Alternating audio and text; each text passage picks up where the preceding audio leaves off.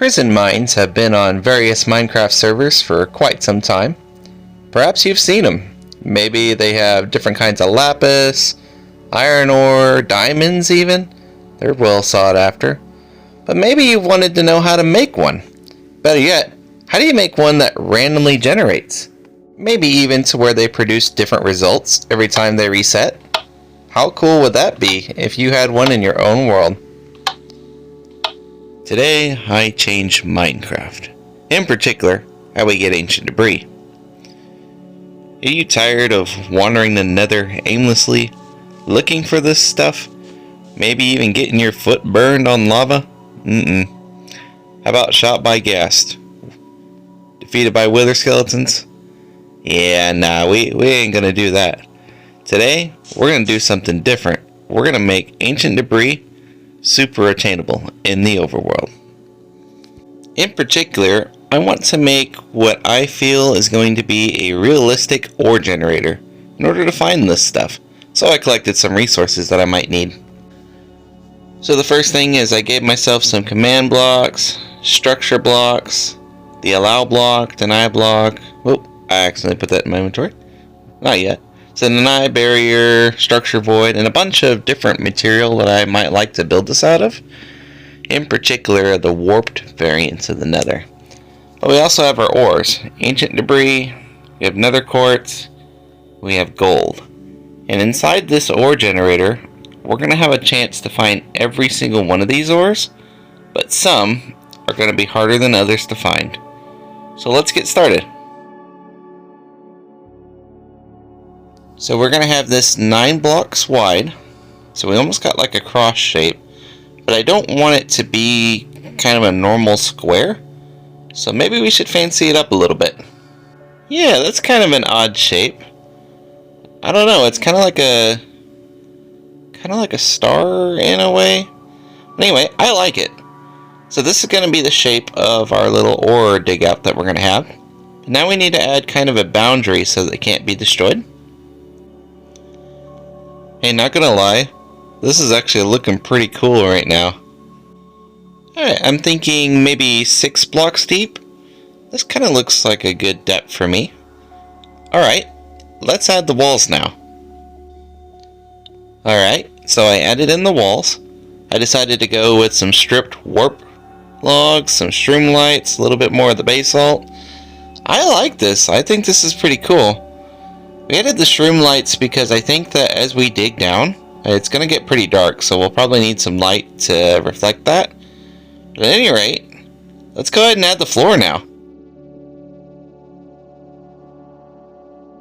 So the floor is probably the most critical part of this whole process, because I don't want anybody destroying my beautiful walls, right? So this is supposed to be like a container, a barrier that keeps all the ores in place. So let me show you how we can prevent it from breaking. So the first thing that you want to do is you want to give yourself a deny block. It's kind of an odd shaped thing, but denied blocks are actually used inside of adventure maps to prevent certain blocks from being destroyed. And it looks like this little beauty here. It's actually a really nice decorative block. I wish we can get it in survival, that would be pretty cool. But here's what we're going to do. We're going to erase the bottom floor, and the idea behind this is everywhere that you don't want blocks to be mined, you're going to have to place the deny block. So 1, 2, just like that, there, there, and just like that. So what this means now is when you're in survival, these blocks that have the deny block underneath them can never be mined. Let me show you an example. So you can see, as I try to mine it, nothing is happening, right? Even if I hold down on it, nothing. But somewhere where the deny block is not, you can see that I can mine the block perfectly and destroy it if I want to. So that's the whole point of the deny block, just to allow your structures to be safe and renewable. So let's go ahead and do that for the rest of our process. Okay, denied blocks are all in place. So that prevents our structure from being destroyed. What are we going to do about the floor? So for our very bottom layer, I figured maybe we can add some bedrock. There we go. So that what the bedrock does is it goes below our bottom floor. So this means that no matter how hard somebody tries, they can't break through my structure. Now, we actually got to get the floor pattern in. Alright, this is kind of cool. So I decided to go with warped hyphae all the way around the edges and some stripped warp stem right in the center, with of course a warp stem normal. I think this is kind of a nice little pattern that really kind of pulls together the theme, especially as I go higher up. I mean, that looks kind of cool, doesn't it? So we determined that this is 6 oars deep, and we have to kind of do the same similar shape to get us a good idea. So let's start with our netherrack. Alright, so the first step is to actually copy our floor design, because if somebody does mine through it and gets all that warp wood, we want to be able to replace it and start over fresh. So I figured what we do is we would just copy the floor. But the next step is probably the most critical. We just type in give itself structure underscore void, but we also need a block too, so we might as well do underscore block as well. So underscore void, and this will get our structure void. Do the same thing for block as well. So what a structure void does is it allows you to save a structure, and then every spot that the structure void is in, it allows it to be replaced by whatever is there. So let's say, for example, that I save the structure as it is right now and load it. All of this would be air. However, if I were to load it, let's say in a random spot down here, then those structure voids could actually be replaced with stone. So they're pretty handy. So here is what the first layer of our ore shaft looks like with all the structure voids intact. But there's a reason why we had to do this. Here's our floor base. You can see when it comes to a structure block, it only saves things in the size of a square or a rectangle. It doesn't do odd shapes like our floor. So when we have the structure blocks in place, like what we see here, we can actually save the whole structure. But now here's the tricky thing. We want to make sure that what we do here is going to be represented in our mine. Structure voids need to extend all the way up the length of our shaft. We can see when we take a look at our structure now, we have an opening in the center, which is what we want, but structure blocks, or structure voids rather, seem to cover the whole space of our structure. Perfect. So let's go ahead and name it something simple. In our case, let's go ahead and name it air. And it'll come up like this, my structure, air. And this is what we want. Let's go ahead and save it. Okay, so I goofed up, and when I saved the structure and loaded it, I didn't realize that the structure voids actually go away. So, you want to add all your ores first before you delete your structure. Otherwise, you're going to have to do what I did and just re-add them all manually again. It's not too big of a deal because it's a small structure, but if this were a super large structure, yeah, that'd be an issue. So always add every variant of your structure before you erase it. Anyway, let's go ahead and do that now. We're just going to go ahead and save it as netherrack. Just like that, so it'll come up as my structure, netherrack. And we know that it's going to be our netherrack ore vein thing. Cool. Yep, so that is a complete nether gold ore thingy. Alright, nice. Let's save it. Ta-da! It's all quartz. We'll go ahead and save it as quartz. And we'll do the same thing for ancient debris. There we go. Boy, if somebody had this much ancient debris in actual playing, that would be crazy, wouldn't it? So the structure load is the command that we want to use, and in this case, we need to remember what the names of our structures actually were. So let's say we're going to structure load debris.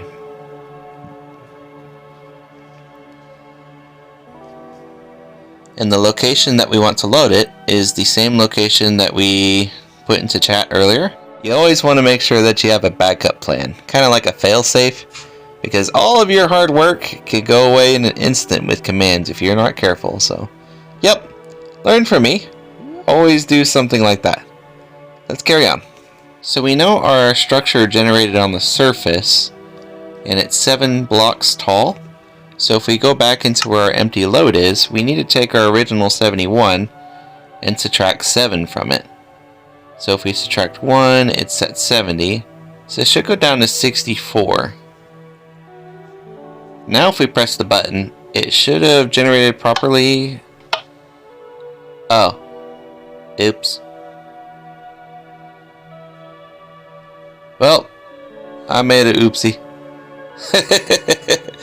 Okay, back to square one, I guess.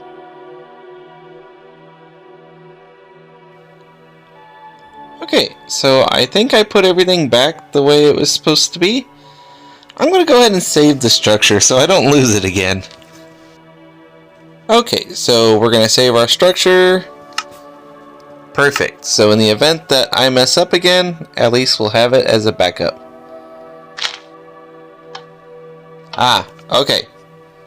So everything seems to have worked out okay. The gold load's fine.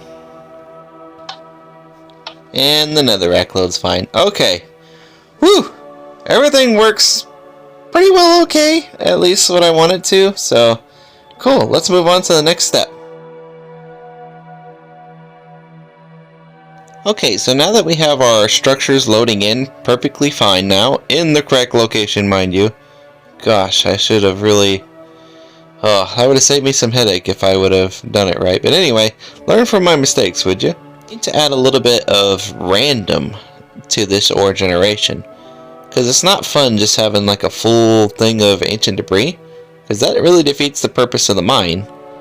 Let me show you how we can make it random. Okay, so this is what our command should look like to add a little bit of random debris in our little ore shaft. So if we do structure load debris, theta theta 7 theta, 0 degrees, none, true, true, true. This last number I put as a 5, so it doesn't really say when you're entering the command that you need a last number, but this is the percentage of the structure that's going to load when you load it into a command out of 100%.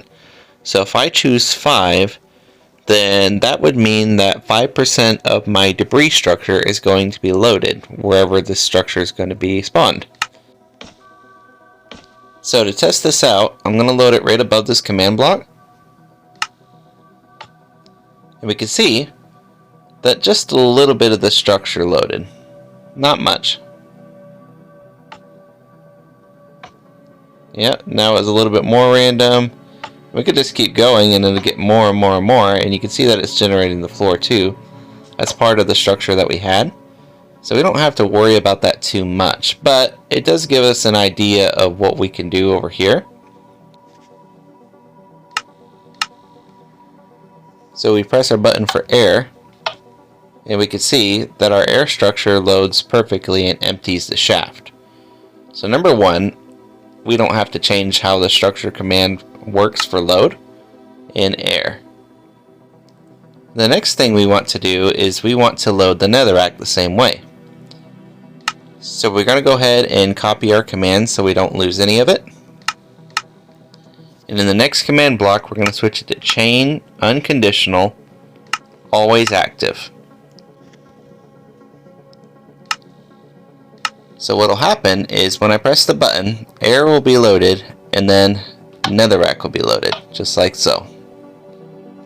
So it goes air, netherrack, and we can see that both structures loaded, but it's so quick that, well, this is what we end up with.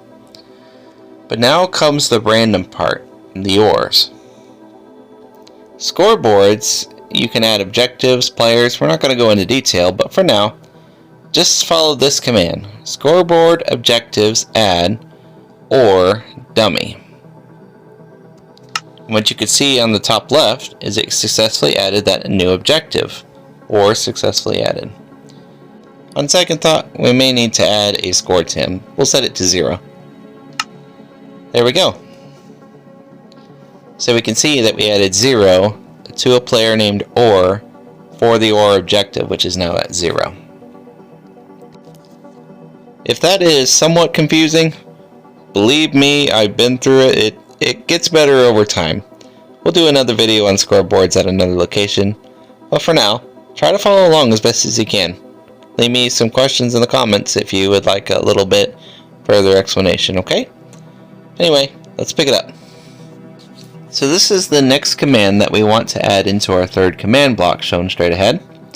Scoreboard players, random, or 1 to 10. What this is basically saying is it's selecting our player, which is OR, and it's going to give it a random score for its objective, also named OR.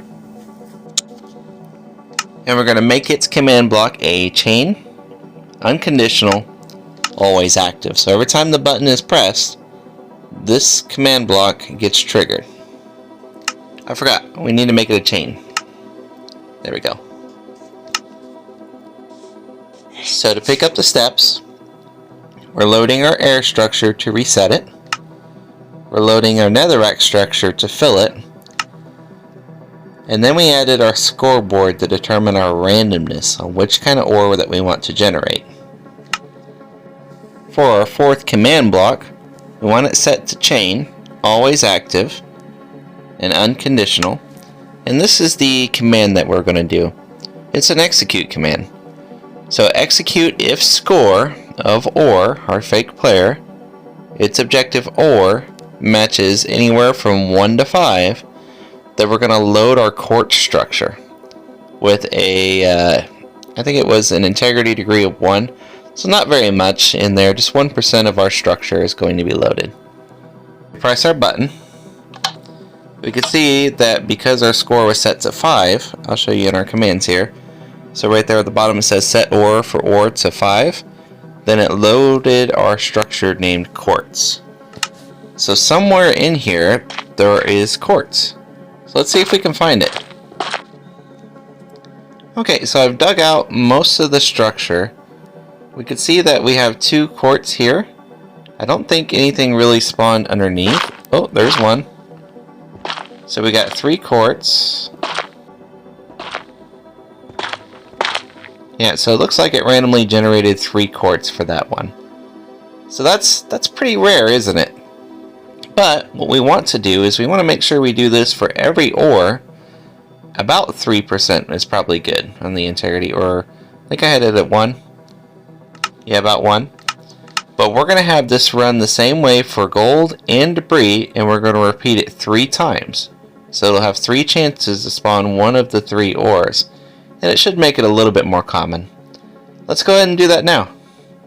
We're going to switch this one to debris. And this time we want to say that it's in the score range of 9 to 10. Right? Oh, actually, you know what? Let's change our gold to 1 to 8 instead of. That makes it a little bit more rare. How about that? So we'll do 6 to 8 for gold. There we go. So we have 1 to 5 for quartz, 6 to 8 for gold. We'll say 9 to 10 for debris. And this is going to be a chain, unconditional, always active as well. So now, every time we hit the button, we have a chance of any of the ore debris actually spawning. So in this case, it loaded gold somewhere within our structure. Another 1 gold. Oh, there's a gold right there on the surface. Cool. Alright, there is ancient debris somewhere inside of this structure. So that's pretty handy. But, you know what?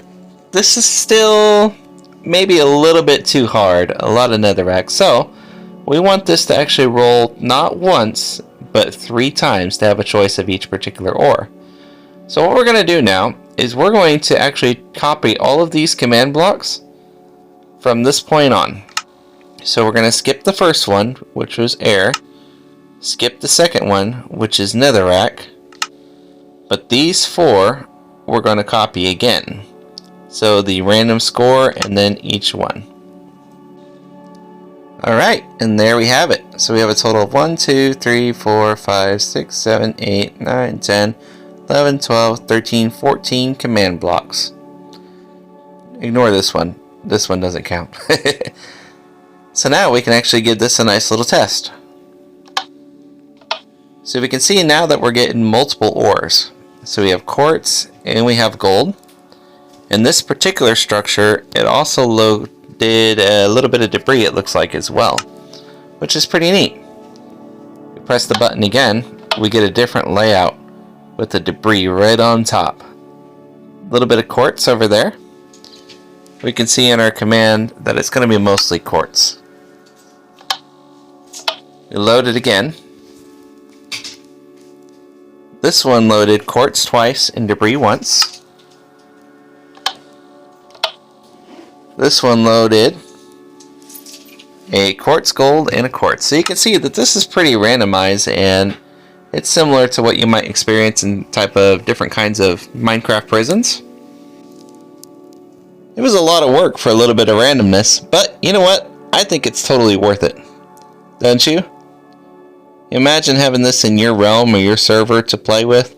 I think it would be kind of a cool experience, and it saves people the hassle of going into the dangerous nether in order to get some of the rare materials.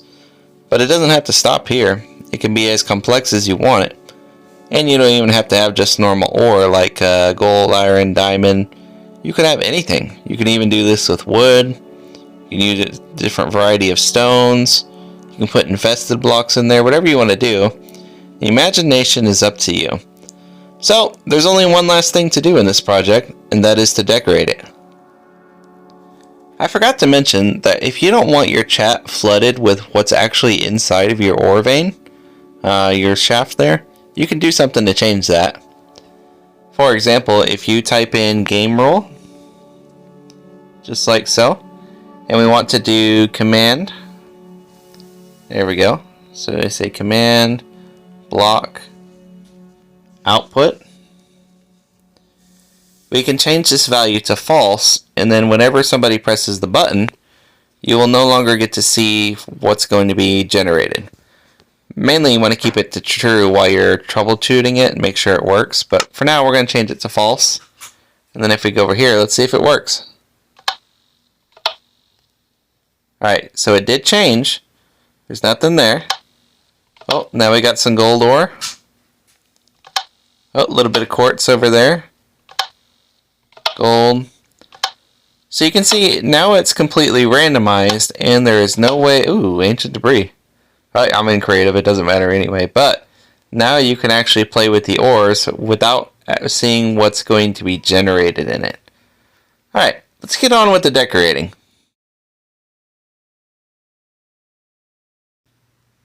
Alright folks, well there we have it. We have our nether themed prison mine. Works perfectly well, decorated with warped stuff, all sorts of goodies. If we take a look inside, we got a little bit of warped wood supporting the top. We got a nice little soul lantern. We got our reset button over here, which is pretty cool. But anyway, I hope this adds some inspiration for you in your worlds, and I hope that you can use this.